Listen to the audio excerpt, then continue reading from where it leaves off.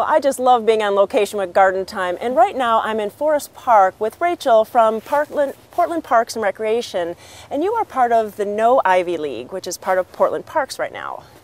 Yes, exactly. The No Ivy League is a program of Portland Parks and Recreation, and what we do is our mission is to help restore Forest Park and other natural areas, and we do that through invasive species removal, through environmental education, youth employment, and community activism. Ah, well, this is just a beautiful area, and it's very green, but I see that you're taking some of the green out, and so why is that? Sure. Well, our biggest focus is this plant right here. This is English ivy, and it's an invasive species that is native to Eastern Europe, and in its native habitat it doesn't wreak much havoc, but when it comes to North America in this area, what it does is it gets into a forest habitat and it starts taking over. So it decreases the number of native plants that we have, which makes it much harder for the native animals to survive as well. Oh, okay. And I noticed that there's some stems here that look like you've kind of taken them out, but it's going up into trees, and is that a problem?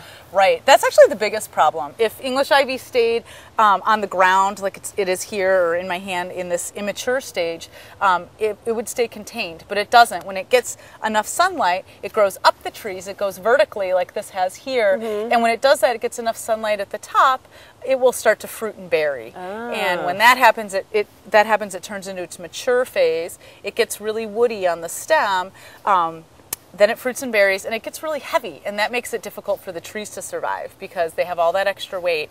When the wind comes through in a storm, it's much easier for the trees to get knocked over. Oh, wow. So really a 1-2 punch. It really can hurt it both ways. Well, I see behind you, you have a stump there, and this is just unbelievable. Yeah, so when most people see English ivy, they think of it this little benign thing, a small vine that they see in parking strips, but this is it in its monstrous, terrible form. Yeah, man, that is like a tree trunk. Right, it is like a tree trunk, and this is English ivy, and this was growing up a large tree, a little bit bigger than this, in a nearby natural area, and it had to be cut down. Ah, wow. So when you guys come out, it's just staff, or do you look for volunteers to come out and help? Sure. We have volunteer opportunities all the time. We have 4 a month. We have the first and third Saturday of every month, the first and third Wednesday of every month. We have opportunities for volunteers to get involved, and then we have a signature event called No Ivy Day that happens once a year as well. So is it really hard work, or I just see a pair of loppers, so it's really, you don't have to always use a saw, but you can just use loppers too. Right, this is kind of a big example, but it doesn't always get this big. Yeah, we use loppers, we use hand pruners, we use hand saws, and actually your gloved hands are your easiest tool for removing English ivy. Well, I bet it's just really a beneficial thing for our environment to kind of help out, because you do want the native animals and native plants to really come out and be in Forest Park and all of our natural areas in Portland. And really a great project to come out and help with that.